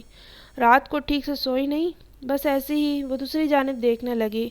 سامنے سڑک خالی تھی، دوسری طرف اکا دکا لوگ بس کے منتظر سے ٹہل رہے تھے۔ لوگوں کی ستائی ہوئی ہو؟ اس نے چونک کر اسے دیکھا۔ آپ کیسے کہہ سکتی ہیں؟ محتاط انداز میں پوچھا۔ تمہارے چہرے پر لکھا ہے، تمہارا دل غمگین اور دل بوجھل ہے، تم تکلیف میں ہو، اور لوگوں کی باتیں تم برداشت نہیں ہوتی، ہے نا؟ معلوم نہیں۔ اس نے بظاہر لاپرواہی سے شانے اچکائے۔ البتہ اندر دل زور سے دھڑکا تھا، اور تم مستقبل کے لیے خوفزدہ اور ماضی کے بارے میں غمگین ہو شاید۔ اب کہ وہ واضح چونکی تھی، بے اختیار ہی لبوں سے پھسلا تھا، तुम अपना मुस्तकबिल और तमाम परेशानियों का हल जानना चाहती हो। कुछ ऐसा हो जिससे ये तुम्हें तंग करने वाले लोग तुम्हारे आगे पीछे फिरने लगे, तुम्हारा महबूब तुम्हारे कदमों में आगे रहे, मालो दौलत तुम पे निछावर हो जाए, तुम सबको अपनी मुट्ठी में करके दुनिया पर राज करो। क्या तुम ये नहीं चाहती? हाँ। महमल ने बेबसी से उसे देखा। उसका दिल मोम की तरह पिघल रहा था। वो सियाफाम लड़की उसकी हर दुखती रग में हाथ में ले रही थी। मैं यही चाहती हूँ, और अगर मैं तुम्हें कुछ ऐसा दूँ तो? क्या? ये किताब?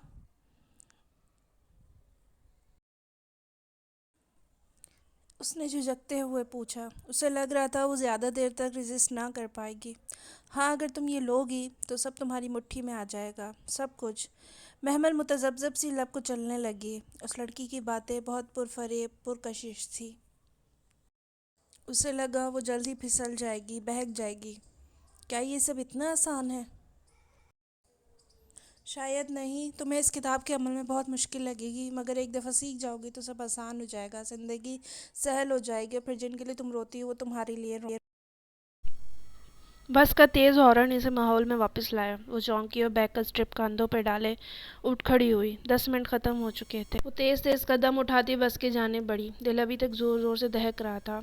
महबूब कदमों में, लोग मुट्ठी में, दौलत निछावर और दुनिया पर राज। क्या ये सब मुमकिन था? कहे गए अल्फाज पर सारा रास्ता गौर करती रही थी, लेकिन फिर बार बार खुद को झड़क देती। ये काले इल्म, सफली इल्म, जादू टोने, चिल्ले वगैरह बुरे काम थे। उसे इनमें नहीं पड़ना चाहिए। इसे ऐसा सोचना भी नहीं चाहिए। कॉलेज के दरवाजे पर उतरते हुए उसने फैसला कर लिया था कि वह आइंदा उस स्याह फ़ॉर्म लड़की के करीब भी नहीं जाएगी, बेंच पर बैठेगी, ना ही उससे बात करेगी। उसे डर था अगर उसने एक बार फिर उसकी बात सुन ली तो शायद वो इसे कबूल करके किसी ऐसे गुमनाम रास्ते पर निकल पड़े जहाँ से वापसी का सफ़र नामुमकिन हो। उस दिन सिदरा के रिश्ते के लिए कुछ लोग आ रहे थे। यह खबर मुसर्रत ने उसे तब दी जब घर भर की सफाइयाँ और लड़कियों की फुर्तियाँ देखकर माँ की तरफ आई थी, वरना पहले जब भी दोपहर में लाउंज का दरवाज़ा आहिस्ता खोलती तो घर में सन्नाटा और वीरानी छाई होती, और आज लंबी सी सामिया बांस के झाड़ू से छत के झाले साफ़ कर रही थी। सिदरा ड्राइंग रूम की डेकोरेशन को असर-ए-नौ तरतीब दे रही थी। निदा अम्मा के सर पे खड़ी लॉन की सफाई में मशगूल थी तो महरीन महताब ताई से सर हिलाती कुछ बात सुन रही थी। एक आरज़ू ही थी जो टेरम पे टांग रखे बैठी कानों में वॉकमैन लगाए किसी मैगज़ीन के वर्क उलट रही थी, बेपरवाह, बेनियाज और मगरूर। शुक्र के खूबसूरत ना थी, वरना शायद वो आसमान से नीचे ना उतरती। सिदरा का है और ये खुद गर्ज ख़ानदान सारा का सारा लगा हुआ है। मतलब? आहिस्ता बोलो। मुसर्रत ने घबरा कर इधर उधर देखा, फिर आहिस्ता से बताने लगी। दरअसल भाभी बेगम का महज अंदाज़ा है कि रिश्ता सिदरा का ही होगा। नुमान भाई की बेगम ने ख़ुसूसन नाम नहीं लिया, सो फ़िज़ा को शायद कोई उम्मीद हो। नुमान भाई कौन? तुम्हारे अब्बा के दूर के रिश्तेदार हैं। उनका बेटा फुरकान एरोनॉटिकल इंजीनियर है, बहुत अच्छा घराना, और एक बेटी है, शादीशुदा, ऑस्ट्रेलिया में रहती है। बेगम नुमान ने किसी के ज़रिए कहलवाया है, और ये सारी लड़कियाँ इस उम्मीद पर लगी हुई हैं कि शायद इनका रिश्ता हो जाए। What rubbish! वो तमस्खराना हंस कर कमरे की तरफ चल दी। शाम में मुसर्रत ने उसे किचन में मदद के लिए बुलवा लिया था। अचार, गोश्त, बिरयानी, सीख कबाब, फ्राइड मछली, और क्या कुछ करेंगी आप? वो बर्तनों के ढक्कन उठा उठाकर झांकते हुए पूछ रही थी। ये सब तो तैयार है, तुम 2 मीठी और रशियन सलाद बना दो, और चाय के साथ स्नैक्स भी। चाय भी और खाना भी। वो कमर पे हाथ रखे हैरत से बोली। इतना सब कुछ किस लिए? क्या इतना काल था सिदरा बाजी के रिश्तों के लिए? आहिस्ता बोलो। मैं किसी से डरती थोड़ी हूँ, अभी जाकर मुंह पे भी बोल सकती हूँ। और तुम्हारे इस कहने पर बातें मुझे सुननी पड़ती हैं महमल। वो थकन सी आर्ज़दा सी बोली तो वो खामोश सी हो गई, फिर दुपट्टे की गिरा कस कर काम में जुट गई। चाय की ट्रॉली उसने बहुत एहतमाम और मेहनत से सजाई थी। इस वक्त भी वो पंजों के बल बैठी ट्रॉली के निचले हिस्से में प्लेटें सेट कर रही थी जब ताई महताब किचन में कुछ कहती हुई दाखिल हुई। सिदरा इनके पीछे थी। सब तैयार है? जी। उसने बैठे बैठे गर्दन उठाई। महताब ताई कदरे उलझन में नज़र आ रही थी। ठीक है सिदरा, तुम ये ले जाओ। और मिठाई किधर है? मेरा ख्याल है चाय के बाद ही बात पक्की कर देते हैं। मिठाई तब तक सेट कर लेना। वो तो रिश्ता मांगने आई हैं, बात इतनी जल्दी पक्की कर देंगी? वो हैरानी से हाथ झाड़ते खड़ी हुई, और ताई भी किसी और मूड में थी, सो बताने लगी। हाँ तो अब मज़ीद का इंतज़ार? लड़का इतना अच्छा खुश शक्ल है, और फिर हमारे पास कोई कमी थोड़ी है। मंगनी आराम से 2 महीने तक करेंगे, और शादी साल डेढ़ तक। ऐसी धूमधाम से शादी करूँगी सिदरा की कि ज़माने زمانہ دیکھے گا۔ ان کے انداز سے تکبر کی بو آ رہی تھی۔ ایک لمحے کو محمل کے دل میں آیا، نفیس سی وہ خاتون جو ڈرائنگ روم میں بیٹھی ہیں سدرا کو ناپسند کر کے چلی جائے اور تائی صدمے سے بیمار پڑ جائے۔ آخر خود پہ غاصب لوگ کیسے پسند ہوتے ہیں، مگر شاید ادھر تو سب پلان ہی بن چکے تھے۔ سدرا نازک ہیل کی ٹک ٹک کرتی ٹرالی دھکیلتی ہوئی لے گئی اور وہ خالی کچن میں خاموشی سے کرسی پہ بیٹھ گئی۔ مسرت بھی مہمانوں کے پاس تھی۔ جانے کیسے تائی کو ان کے گھر کے فرد ہونے کا خیال آیا اور ان کو وہیں بٹھا لیا۔ ٹشو محمل ٹشو، نعمت چچی نے زور سے آواز لگائی تو وہ تیزی سے اٹھی۔ ٹشو رکھنا بھول گئی تھی۔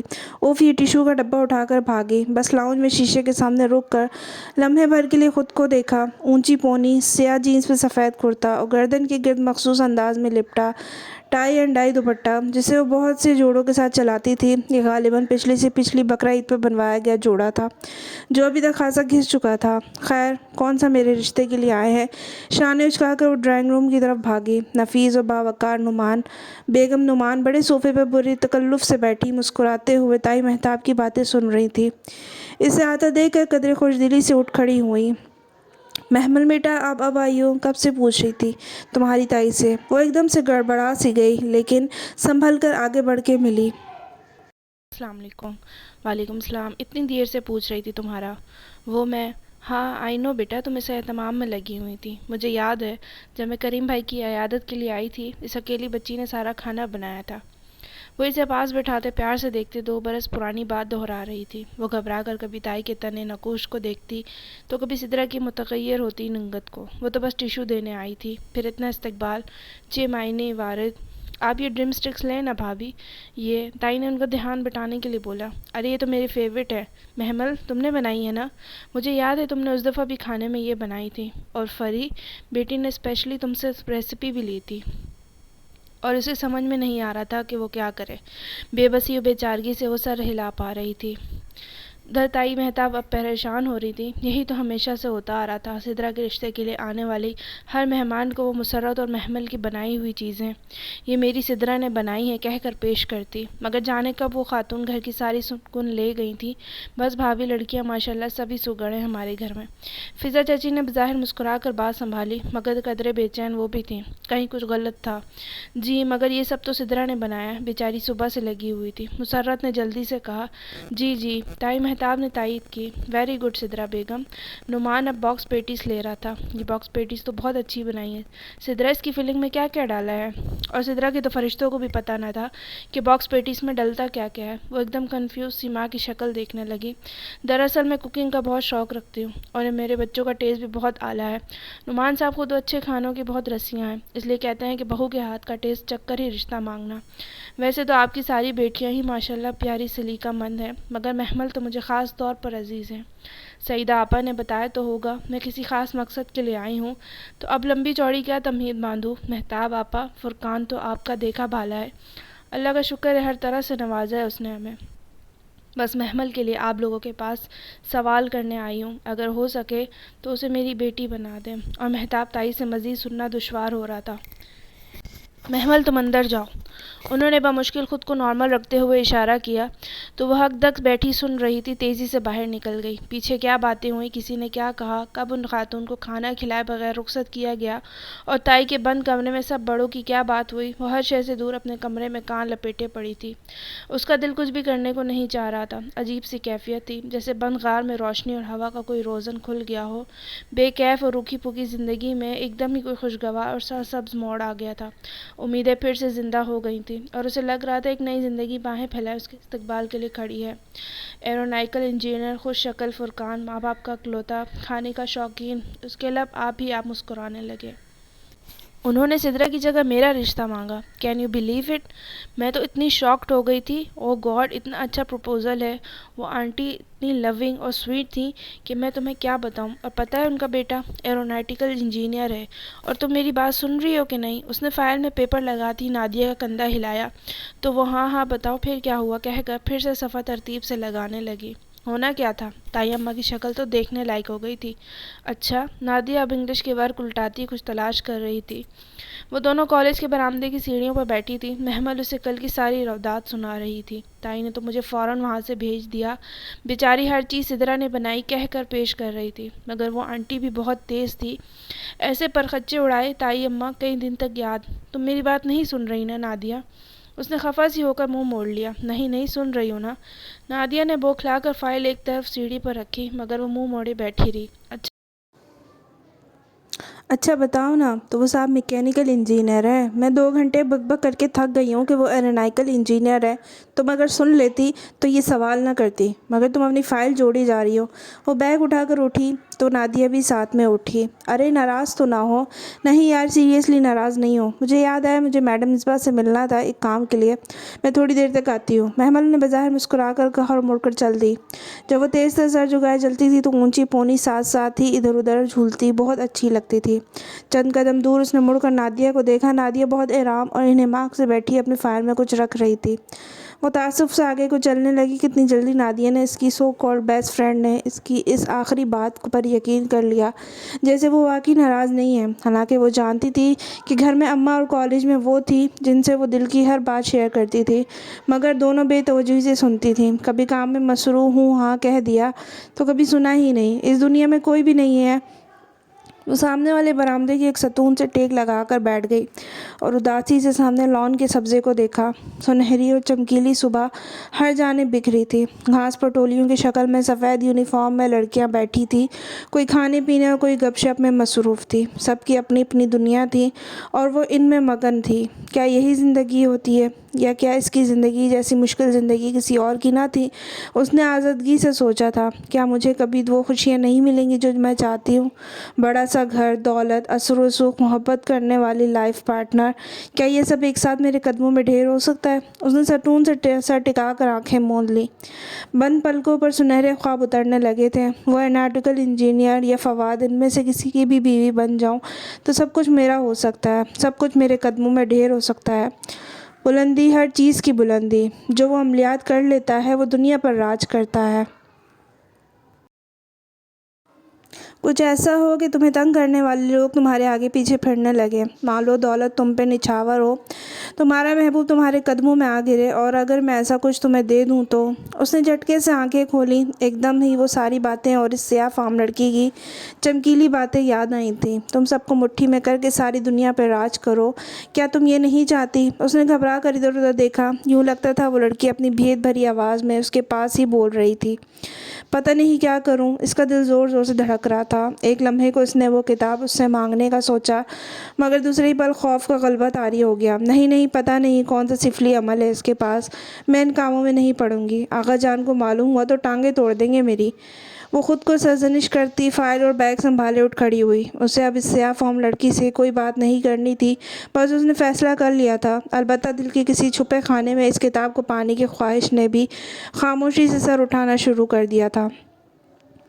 ان دنوں مسرت بہت خوش رہنے لگی تھی اور وہ ان کو دیکھ دیکھ کر خوش ہوتی تھی۔ پتہ ہے محمل، بہت اچھے لوگ ہیں یہ۔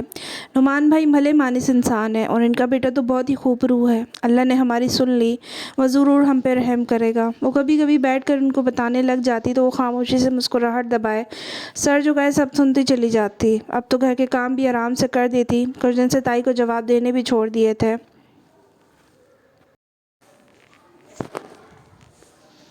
پہلی بار اس زندان سے نکلنے کی کوئی امید جو بندھی تھی۔ سدرا البتہ اسے اٹھتے بیٹھتے عجیب نظروں سے ضرور دیکھتی۔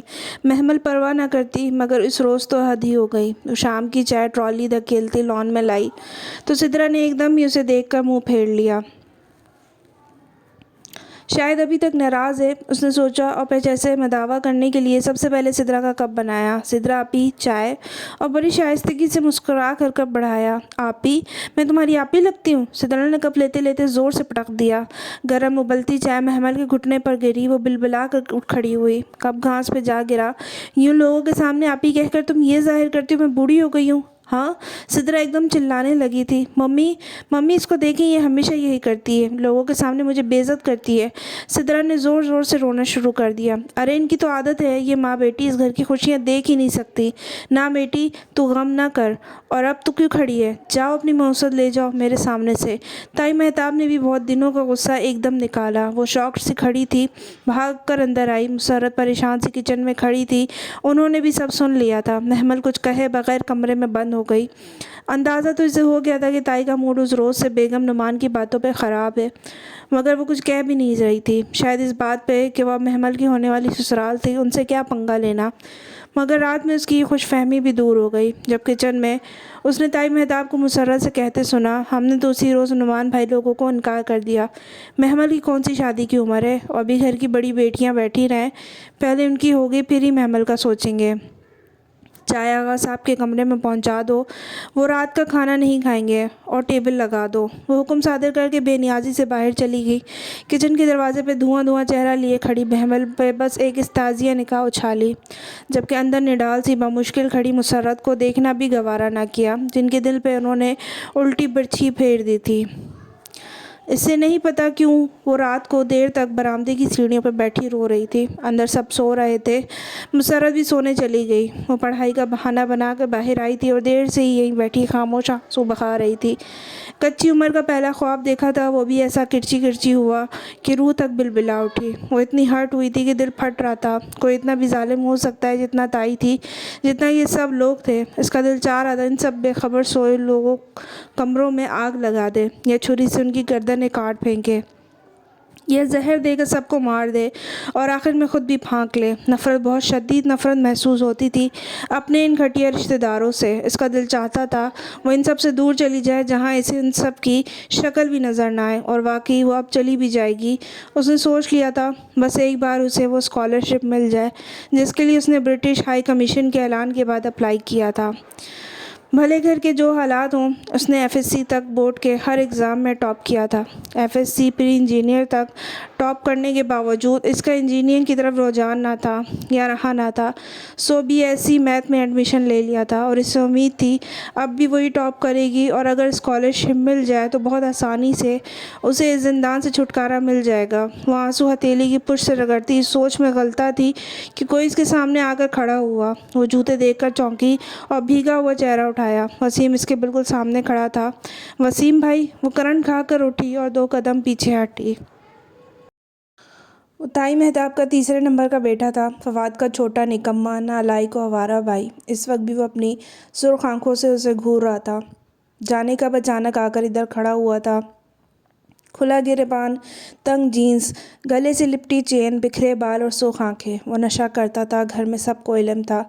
यहाँ तक कि फ़िज़ा चची अपनी बेटियों को उसके करीब भी नहीं जाने देती थी। खुद हसन भी एहतियात करता था। आरज़ू अलबत्ता निडर और लापरवाह थी। वैसे भी वसीम घर में बहुत कम ही नज़र आता था। महमल हर मुमकिन कोशिश करती कि अकेले में इससे सामना ना हो, क्योंकि उसे उसकी आंखों से खौफ आता था। मगर आज जाने कैसे, क्या कर रही हो? वो एक कदम ऊपर स्टेप पर चढ़ा तो बेख्तियार मज़ीद पीछे हट गई। कुछ भी नहीं, वो आगा जान आवाज़ दे रहे हैं। वो एकदम पलट कर अंदर भाग गई। वसीम ने तो मस्कराना सर झटका। चल हम इधर खड़े, सोचता रहा, फिर गेट की जानिब चल पड़ा। वो सुबह बहुत बोझल सी थी। वो बस स्टॉप पर अकेली बैठी मुतवर्रम आंखों से दूर उफ़क़ पर जाने की तलाश कर रही थी, जहाँ नीली सुबह के परिंदे उड़ रहे थे। रात भर रोने के बायस इसके सर में दर्द की टीसें उठ रही थी, और ऊपर से वो सियाह फार्म लड़की भी नहीं आई थी। जाने आज वो किधर रह गई थी, अभी तक क्यों नहीं आई थी। सिर्फ इसके लिए महमल आज 15 मिनट पहले ही आ गई थी, ताकि 10 की बजाय 15 मिनट इसके साथ मिल जाए। मगर ये तो उसे मालूम भी ना था कि वो आई कब है और क्यों इसका इंतज़ार कर रही है। हालांकि कोई बात ऐसी ना थी जिसे वो इसके साथ शेयर कर सकती या इसके पास बैठकर रो सकती, किसी मसले का हल तलाश कर सकती। नहीं, इसके पास बताने को कुछ भी नहीं था। फिर भी इसका ऐसे इंतज़ार था। वो बार बार कलाई पे बंदी रिस्ट वॉच देखती। लम्हे सिरकते जा रहे थे, 25 मिनट ख़त्म होने को थे, मगर इस सियाह फॉर्म लड़की का दूर दूर तक कोई अंदेशा ना था। बस का हॉर्न बजा तो शिकस्ता कदमों के साथ चल दी। संगी बेंच खाली रह गया। सुबह के परिंदे अपने सफ़र को चल दिए और नीलाहट भरा उफ़क़ सुनहरी किरणों से भीगने लगा। वो बहुत उदास सी बस में सवार हुई। سارا راستہ خاموشی سے گردن موڑے کھڑکی سے باہر دیکھتی رہی۔ اس کی لمبی سراہی مانند سنہری گردن اونچی پونی ٹیل کے باعث پیچھے سے بھی چھلکتی تھی اور اسے ایکسرا ممتاز بناتی تھی۔ بس کے رکنے سے قبل اس نے بیگ میں سے پاکٹ مرر نکال کر دیکھا اور پھر کچھ سوچ کر متورم سوجی آنکھوں کو چھپانے کے لیے گہرا کاجل ڈال دیا۔ محمل تم اتنا کاجل مت لالا کرو، مائنڈ مت کرنا، پر تمہاری آنکھیں بالکل گولڈن ہیں اور کاجل میں بالکل بلی کی طرح لگتی ہیں، you know cat woman. Nadia دیکھ کر ہنس کر بولی، اور مجھے بلیاں بالکل پسند نہیں، کھاؤ گی؟ اس نے ہاتھ میں پکڑا چپس کا پیکٹ بڑھایا۔ محمل نے خاموش نگاہ اس پر ڈالی اور نو تھینکس کہہ کر خاموشی سے سر جھکائے اپنی کتاب میں کچھ لکھنے لگی۔ سر جھکانے سے اس کی اونچی پونی ٹیل مزید اوپر اٹھ جاتی اور بھورے بال گردن پر دکھائی دیتے۔ مائی پلیزر۔ نادیہ نے شانے اچکا کر پیکٹ واپس لے لیا۔ وہ خاموشی سے سر جھکائے کچھ لکھتی رہی۔ وہ لائبریری میں نادیہ کو کل تائی کے انکار والی بات بتانے آئی تھی، مگر اس کا طنز سن کر دل ایک دم سے ٹوٹ گیا۔ بس چٹکی بھر میں اس نے محمل کی خوبصورت بادامی سنہری آنکھوں کو بلی سے مشابہت دے دی تھی، شاید اس لیے کہ عام سی صورت والی نادیہ جب محمل کے ساتھ چل رہی ہوتی تو بہت سے سر موڑ کر محمل کو ستائشی نظروں سے دیکھتے۔ دراز قد، اسمارٹ لمبی گردن اور اونچی سنہری پونی ٹیل، وہ لڑکی جس کی آنکھیں دھوپ میں اور بھی زیادہ چمکتی تھیں، پورے کالج میں پاپولر تھی۔ ایسے میں جب کاجل ڈال کر مزید خوبصورت دکھتی تو نادیہ سے کبھی کبھار برداشت نہ ہوتا، وہ ویسا ضرور کچھ کہہ دیتی جس سے محمل کا دل ٹوٹ جاتا۔ اب بھی وہ نادیہ اپنی بیسٹ فرینڈ کے پاس رونے آئی تھی، مگر نادیہ کے پاس پہلے اس کے دکھ سننے کی فرصت نہ تھی۔ وہ مسلسل اپنے کام میں مگن تھی اور جب ذرا دیر کو فارغ ہوئی تو اس کا دل پھر کچھ ایسا توڑا کہ وہ کچھ کہہ ہی نہ سکی۔ ہاں تم کچھ بتا رہی تھی؟ وہ چپس کا پیکٹ کتاب کی اوٹ میں لیے مسلسل چپس نکال کر کتر رہی تھی۔ تائی اماں کی کوئی بات تھی شاید؟ نہیں کوئی بات نہیں تھی۔ اچھا مجھے لگا نہیں غلط لگا تمہیں، میں چلتی ہوں، زارا سے کچھ کام ہے مجھے۔ وہ مصروف سی کتابیں اٹھائے باہر نکل گئی۔ اگلے 2 دن یوں ہی محمل سے گزر گئے۔ پریشانی، مایوسی، دکھ، نا امیدی، وہ ہر طرح کے منفی خیالات میں گھری ہوئی تھی۔ یوں لگتا تھا جیسے دنیا سے رنگ ہی ختم ہو گئے ہوں، سب کچھ پھیکا پھیکا سا تھا اور دل کا باغ ویران، اجڑا ہوا۔ پھر اچانک تیسرے دن وہ سیاہ فام لڑکی آ گئی۔ اس نے دور سے اسے بینچ پہ بیٹھے دیکھا تو یکدم غصے کی ایک لہر اس کے اندر اٹھی۔ وہ تیز تیز چلتی اس کے قریب آئی۔ تم 2 دن سے کہاں تھی؟ سیاہ فام لڑکی نے سر اٹھایا، بہت غصے سے اسے دیکھ رہی تھی۔ میرا کچھ کام تھا۔ تمہیں اپنا انتظار کروانے میں مزہ آتا ہے؟ تمہیں لگتا تھا میں تمہاری مدد کے بغیر مر جاؤں گی؟ ہاں، حالانکہ ایسے نہیں ہوگا۔ تم توجہ لینے کے لیے ایسے کرتی ہو جس سے دوسرا تمہاری طرف کھینچا چلا ہے، مگر مجھے تمہاری بالکل ضرورت نہیں ہے اور نہ مجھے تمہاری پرواہ ہے۔ مجھے کتاب کی بھی ضرورت نہیں ہے، میں نہیں مری تمہاری مدد کے بغیر۔ دیکھ لو میں زندہ ہوں۔ تیز تیز بولتے وہ ہانپنے لگی تھی۔ سیاہ فام لڑکی ذرا سی مسکرائی۔ تو تم میرا انتظار کر رہی تھی؟ نہیں ہرگز نہیں۔ وہ 2 قدم پیچھے ہٹی۔ تم شاید بلند آواز میں اپنے دل کی بات کو جھٹلا رہی ہو۔ اگر ایسا ہے تو مت کرو، اپنی دل کی سنو، وہ تمہیں کچھ کہہ رہا ہے۔ مجھے ڈکٹیٹ مت کرو، میں اپنا اچھا برا خوب سمجھتی ہوں۔ تو میرے ساتھ امید افزا بات کر کے اپنی کتاب بیچنا چاہتی ہو، میں خوب سمجھتی ہوں تمہارا مقصد، مگر یاد رکھنا میں تم سے یہ کتاب ہرگز نہیں خریدوں گی، نہ ہی میں تمہیں یہ بیچ رہی ہوں، لیکن ایک دن ضرور ایسا آئے گا تم خود مجھ سے یہ کتاب مانگنے آؤ گی اور تب میں تمہیں فوراً تھما دوں گی۔ ابھی تم سفر کے آغاز میں ہو اور جب تم تھکو گی تو اس کتاب کے پیچھے آؤ گے۔ مجھے تمہاری کسی بات کا برا نہیں لگا، مجھے بس تمہارے تھکنے کا انتظار ہے۔ جاؤ تمہاری بس آ گئی۔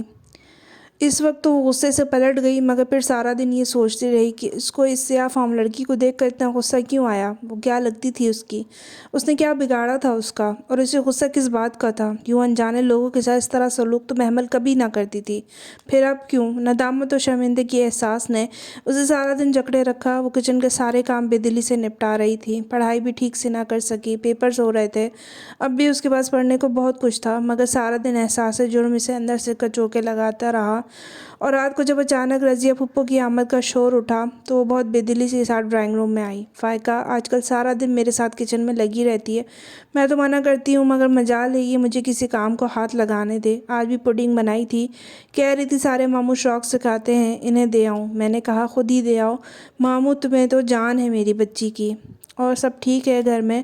فواد کہاں ہے، نظر نہیں آ رہا۔ مہتاب تائی کے ہمراہ اندر آتی رضیہ پھپھو نے بات کے اختتام پر ادھر ادھر نظر دوڑائی۔ آیا مگر محمل پر نظر پڑی تو چہرے پر ناگواری کے تاثرات چھا گئے، شاید اس بات پر کہ ان کی آخری بات پر وہ استہزاء یا مسکرائی تھی۔ لڑکی کوئی کام کاج بھی ہے کہ نہیں تجھے؟ جب دیکھو بھاگتی پھرتی ہے ادھر ادھر۔ میری بھابھی کا جگرا ہے جو مفخوروں کو ٹکا رکھا ہے گھر میں، ورنہ میں ہوتی تو انہیں ان کی مسکراہٹ تپا گئی تھی، جیسے چوری پکڑی گئی ہو، سو بگڑ کر کہتی بڑے صوفے پہ بیٹھ گئی۔ فائقہ بھی ٹرے پکڑے جس میں 2 ڈونگے تھے چلی آ رہی تھی۔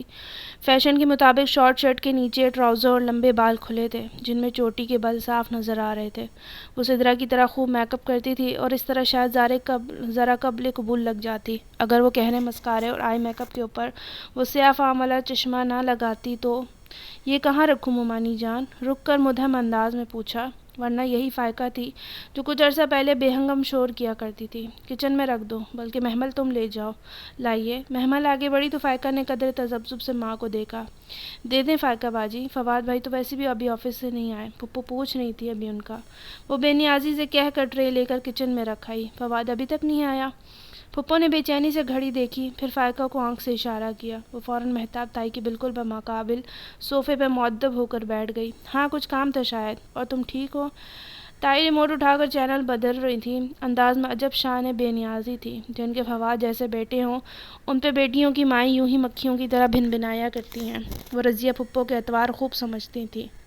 پوڈنگ فائقہ باجی نے بنائی ہے پھپھو؟ وہ واپس آ کر سامنے صوفے میں ٹانگ پہ ٹانگ رکھ کر بیٹھ گئی۔ وہی کرتا جینس، گلے میں مفلر کی طرح لپٹا دوپٹہ، پونی ٹیل، یہ اس کا مخصوص انداز تھا۔ ہاں تو اور نہیں تو کیا۔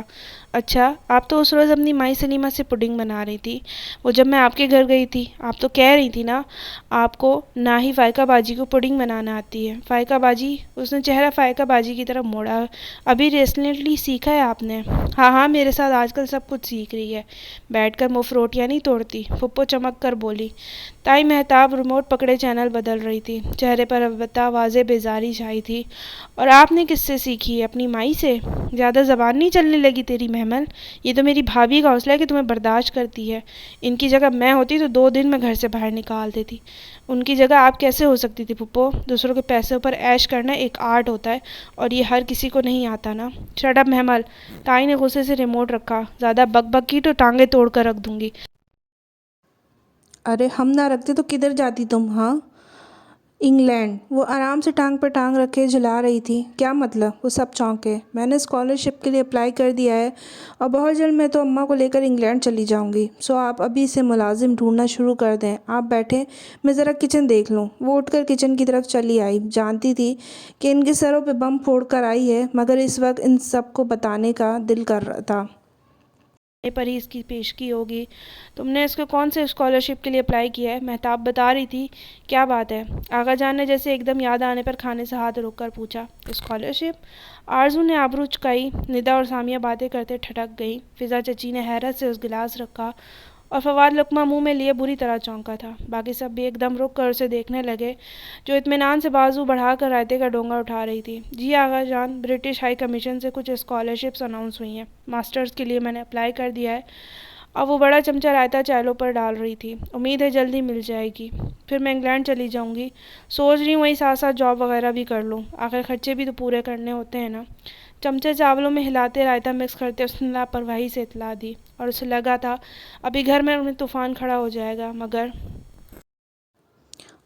ضرور اپلائی کرو۔ آغا جان پھر سے کھانے کی طرف متوجہ ہو چکے تھے۔ آپ کے حیران ہونے کی باری محمل کی تھی۔ اس نے لمحے بھر کو ٹھٹک کر آغا جان کو دیکھا اور سنبھل کر بولی، تھینک یو آغا جان۔ اس کے الفاظ پر جہاں مسرت اطمینان سے کھانا کھانے لگی تھی، وہیں ٹیبل پر موجود بہت سے لوگوں کی خاموش معنی خیز نگاہوں کے تبادلے ہوئے تھے۔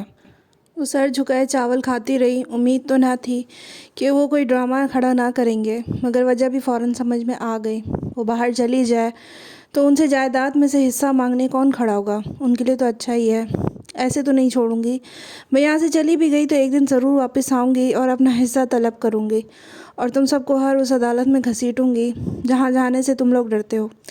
اس نے دل ہی دل میں تہیہ کر لیا تھا، اور پھر جب پانی کا جگ اٹھانے کو سر اٹھایا تو ایک دم چونکی۔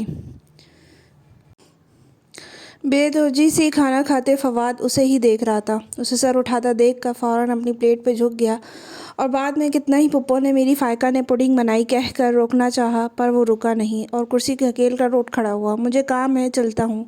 ہاں بیٹا تم کام کرو۔ مہتاب نے بھی فوراً اس کی تائید کی۔ ادھر پپو ہائے ہائے کرتی رہ گئیں اور وہ لمبے لمبے ڈگ بھرتا باہر چلا گیا۔ محمل کا دل ایک دم اداس سا ہو گیا، نہ جانے کیوں۔ دور بینچ پہ بیٹھی سیاہ فام لڑکی کو دیکھ کر اس کے پاؤں میں تیزی آ گئی۔ وہ سبک رفتاری سے چلتی بینچ کے قریب آئی۔ Good morning. سیاہ فام لڑکی نے چونک کر سر اٹھایا، پھر ذرا مسکرائی۔ Good morning to you too. وہ اسی طرح کتاب کے کنارے پہ ہاتھ جمائے بیٹھی تھی۔ میں دراصل، محمل ذرا متذبذب سی ساتھ بیٹھی، مجھے کل کے رویے پہ شرمندگی ہے۔ میں کبھی بھی اتنا روڈ نہیں ہوتی، اور جانے دو، مجھے برا نہیں لگا۔ نہیں، I am really very sorry. میں کچھ پریشان تھی۔ میں نے تو تجھے ہر پریشانی کا حل بتا دیا تھا، تم خود ہی اس طرف نہیں آنا چاہتی۔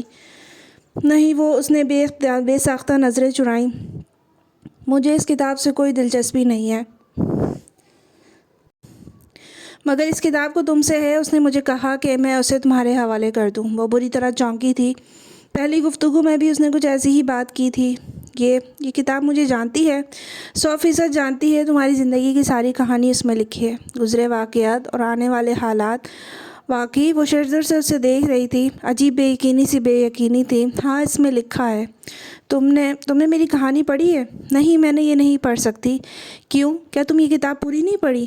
میں نے پوری پڑھ رکھی ہے، مگر مجھ پر صرف میری زندگی کی کہانی کھلی ہے۔ تمہاری زندگی کی کہانی صرف تم پر ہی کھلے گی۔ تم کیا کہہ رہی ہو؟ میری سمجھ میں کچھ نہیں آ رہا۔ اب کہ وہ واقعی پریشان ہو گئی تھی۔ آ جائے گی، ہر بات سمجھ میں آ جائے گی، بس تھوڑا وقت لگے گا۔ وہ اسے دیکھ کر رہ گئی۔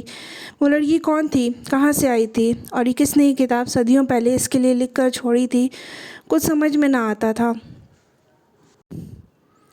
بس کا ہارن بجا تو وہ چونکی، پھر بنا کچھ کہے وہ اٹھ کھڑی ہوئی۔ سیاہ فام لڑکی مسکراتے ہوئے اسے بس میں سوار ہوتے دیکھ رہی تھی۔ فواد کو چائے کمرے میں دیا اور محمل تم ٹرالی لان میں لے آؤ، تائی مہتاب نے اپنی ازلی بے نیازی سے کہہ کر پلٹ گئی تو ٹرالی سیٹ کرتی محمل کسی خیال سے چونکی۔ فواد کی ٹرے الگ سیٹ کر دو محمل، میں دے آؤں گی، تم ٹرالی باہر دے آؤ۔ میں نہیں دے کر آ رہی ٹرالی، تنگ آ گئی ہوں میں ان ذلیل لوگوں کے سامنے۔ اچھا چپ کرو۔ مسرت بوکھلا کر آگے بڑھی اور ٹرالی کا کنارہ تھام لیا۔ میں لے جاتی ہوں، تم فواد کو چائے دے آؤ۔ اور یہی تو وہ چاہتی تھی۔ سوشان نے اچکا کر لاپرواہی سے ٹرے سیٹ کی اور پھر سے اٹھا کر دھپ دھپ کرتی سیڑھیاں چڑھتی گئی۔ فواد بھائی، اس نے دروازے پہ ہلکا سا نوک کیا۔ آ جاؤ۔ اس نے دروازہ دھکیلا تو وہ کھلتا چلا گیا۔ فواد آنکھوں پر بازو رکھے بیڈ پہ نیم ہوا پڑا تھا۔ فواد بھائی، آپ کی چائے۔ ہاں، رکھ دو۔ وہ کسن سے اٹھا، اندازے سے تھکا تھکا لگ رہا تھا۔ کیا بات ہے فواد بھائی، آپ کچھ پریشان لگ رہے ہیں۔ اس نے ٹرے ٹیبل پہ رکھی اور کپ اٹھا کر اس کے پاس آئی۔ ہاں، کچھ نہیں، آفس کا مسئلہ ہے۔ اس نے چائے پکڑنے کے لیے ہاتھ بڑھایا، پھر چائے کا گھونٹ بھرا۔ چائے تم اچھی بنا لیتی ہو، اماں نے بنائی ہے۔ وہ جذبت سی اس کے سامنے کھڑی تھی، اونچی بھوری پونی ٹیل والی دراز کر محمل۔ لائی تو تم ہو، ذائقہ ہے تمہارے ہاتھ میں۔ اچھا، وہ مسکرا دی۔ اور یہ انگلینڈ جانے کا کیا سین ہے؟ میں آگے پڑھنا چاہتی ہوں۔ وہ سر جھکائے کھڑی انگلیاں مروڑ رہی تھی۔ مگر تم جاب کرنے کا کہہ رہی تھی، مجھے یہ بات اچھی نہیں لگی۔ وہ چائے کا کپ ایک سائڈ پر رکھے بڑی سنجیدگی سے اسے دیکھ رہا تھا۔ میں صرف اپنے خرچوں کے لیے جاب کرنا چاہتی ہوں، اور یہ اتنی بڑی بزنس امپائر یہ کون سنبھالے گا؟ محمل نے جھٹکے سے گردن اٹھائی، اسے لگا اس نے غلط سنا ہے۔ Business empire? ہاں، تم اس کے آنرز میں ہو، کیا تمہارا فرض نہیں ہے تم اپنے ابا کے بزنس پہ بھی دھیان دو؟ آخر کبھی نہ کبھی تمہیں یہ سب سنبھالنا ہے۔ جی؟ وہ بے یقینی سے اسے دیکھ رہی تھی۔ اتنی حیران کیوں ہو محمل؟ وہ اٹھ کر اس کے سامنے آ کھڑا ہوا۔ محمل نے دیکھا وہ اس سے خاصا لمبا تھا۔ میں پتہ نہیں، کیا تم یہ سب نہیں سنبھالنا چاہتی؟ میں سنبھالنا چاہتی ہوں، مگر کیسے؟